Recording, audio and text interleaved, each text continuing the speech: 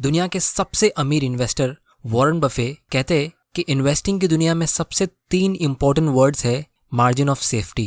इसका मतलब ये है कि जब आप कोई स्टॉक खरीदते हो तो आपको उसकी इंट्रिंसिक वैल्यू से कम प्राइस पे खरीदना चाहिए और एक मार्जिन ऑफ सेफ्टी रखनी चाहिए। लेकिन जब आपको इंट्रिंसिक वैल्यू कैलकुलेट करना ही नहीं आता तो मार्जिन ऑफ सेफ्टी कैसे यूज़ करोगे। तो दोस्तों, आज की वीडियो में मैं एक बहुत ही इंपॉर्टेंट और इंटरेस्टिंग टॉपिक के बारे में बात करने वाला हूँ कि हम किसी भी स्टॉक की रियल वैल्यू कैसे पता लगाएं। मतलब how to calculate intrinsic value of a stock, जिससे हमको ये पता चल सके कि वो स्टॉक सस्ते में बिक रहा है या महंगे में।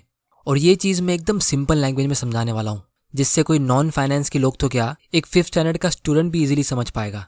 और सिर्फ ये एक वीडियो देखने के बाद आप आराम से अपने स्टॉक मार्केट के प्रॉफिट को इंक्रीज कर सकते हो, या फिर कम से कम आप अपने स्टॉक मार्केट के लॉस को बचा सकते हो। इस बात की मेरी गारंटी है। तो चलिए शुरू करते हैं। तो दोस्तों, हम इंट्रिंसिक वैल्यू इसलिए निकालते हैं क्योंकि किसी भी स्टॉक का प्राइस और उसकी वैल्यू दोनों अलग अलग चीज़ होती है।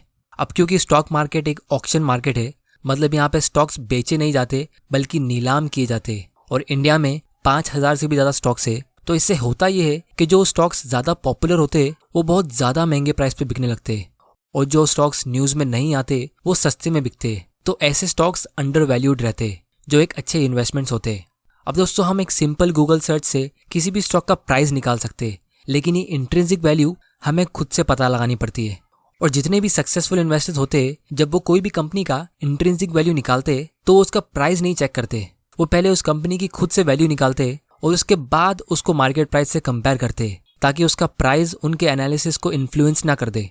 तो इसीलिए पहले हम एक प्राइवेट कंपनी का एग्जांपल लेते हैं जिसका मार्केट प्राइस हमारे पास अवेलेबल नहीं है, और मैं उसका इंट्रिंसिक वैल्यू निकाल के आप लोगों को दिखाता हूँ।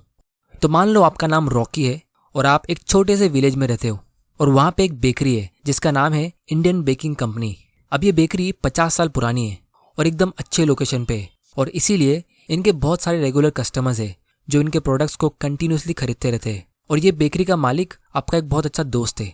तो एक दिन वो आपके पास आता है और कहता है कि वो इस बेकरी को पूरी तरह बेचना चाहता है, क्योंकि उसके बच्चे दूसरी कंट्री में जॉब करके शिफ्ट हो गए और उसे रिटायर होना है।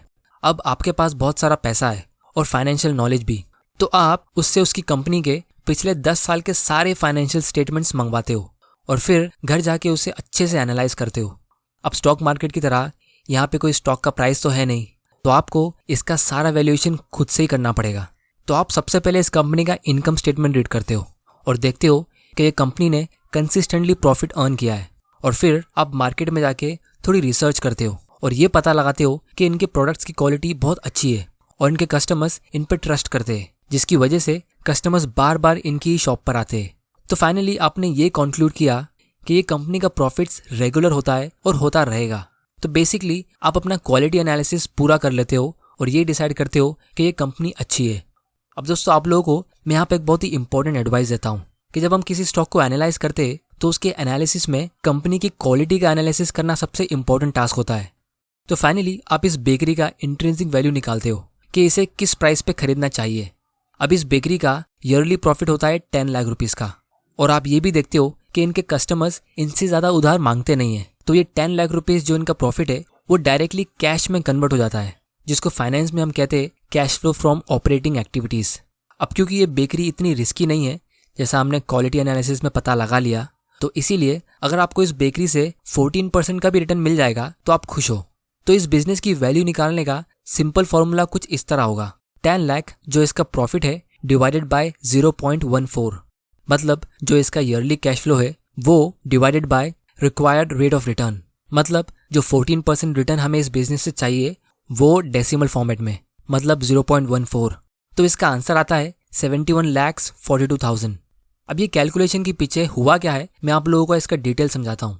अब इमेजिन करो आपने ये बेकरी इस प्राइस पे खरीद ली, मतलब आपने इतने रुपए पे कर दिए, और अब जो भी प्रॉफिट आपको मिलेगा वो आपका होगा। तो जैसा कि आपको इस इन्वेस्टमेंट से 14% का रिटर्न चाहिए था, तो आपको फर्स्ट ईयर में 10 लाख रुपीस का प्रॉफिट मिलेगा जैसा आपने एस्टिमेट किया था। तो वो प्रॉफिट इस 71 लाख का 14% होगा। अगर आपके पास कैलकुलेटर है तो आप 71 का 14% निकाल सकते हो, आपका आंसर 10 आएगा।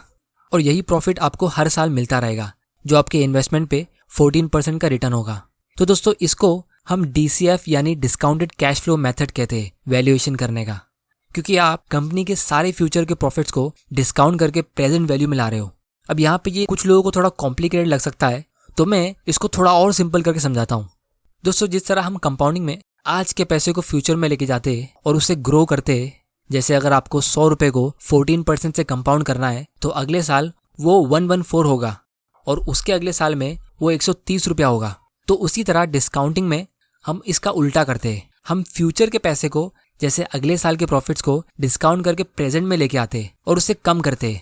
तो अगर आपको 114 रुपया अगले साल मिलने वाला है तो वो 14% के डिस्काउंट रेट के हिसाब से आज के हिसाब से 100 रुपया होगा।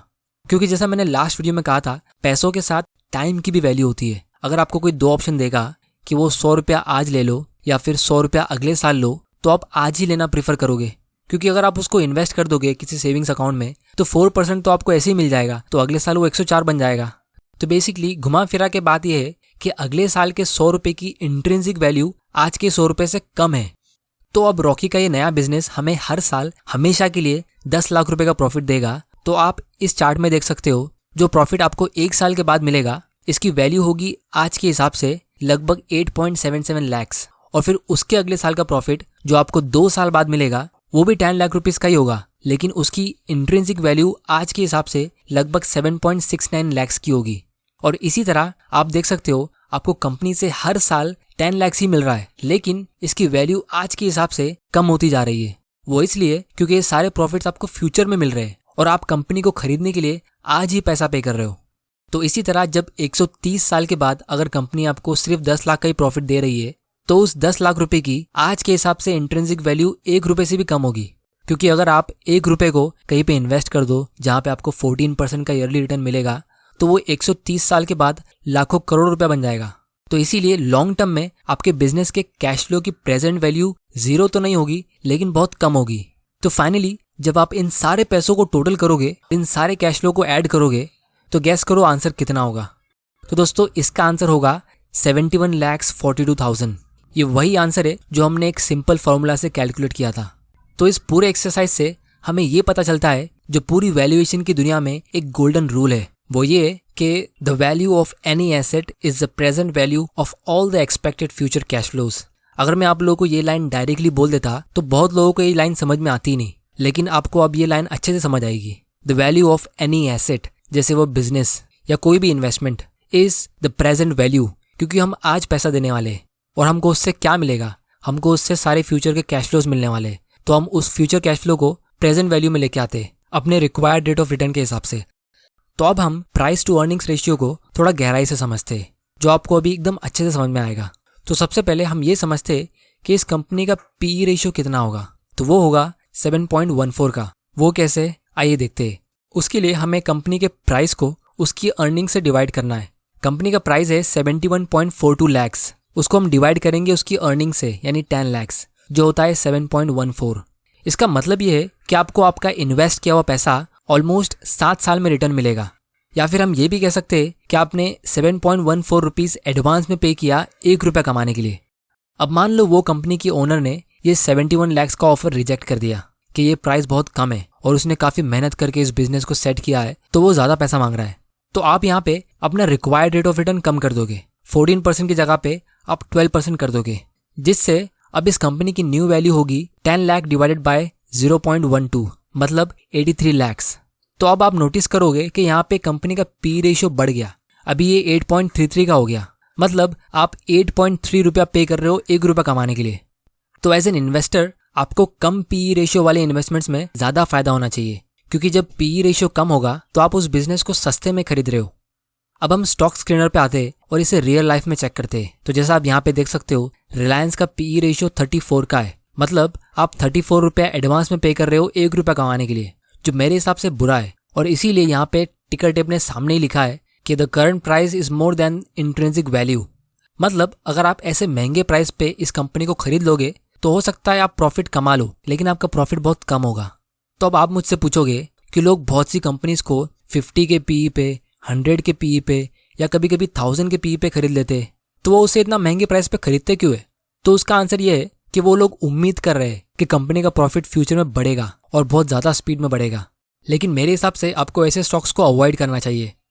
तो इसीलिए किसी भी स्टॉक को खरीदने से पहले अगर आप एक बार यहाँ के ये बेसिक चीज़ें चेक कर लोगे तो आप काफ़ी हद तक अपने लॉस को बचा लोगे। और जो स्टॉक सस्ते, आप उन पर ज़्यादा टाइम देके उन पर रिसर्च कर सकते हो। और आज की तारीख में आपको ये इतना सारा कैलकुलेशन करने की ज़रूरत नहीं पड़ेगी, क्योंकि जैसा आप देख सकते हो हमारे पास आज ऐसे बहुत सारे स्क्रीनर्स है जो हमें रेडीमेड इन्फॉर्मेशन देते हैं कि ये स्टॉक सस्ता है या महंगा है।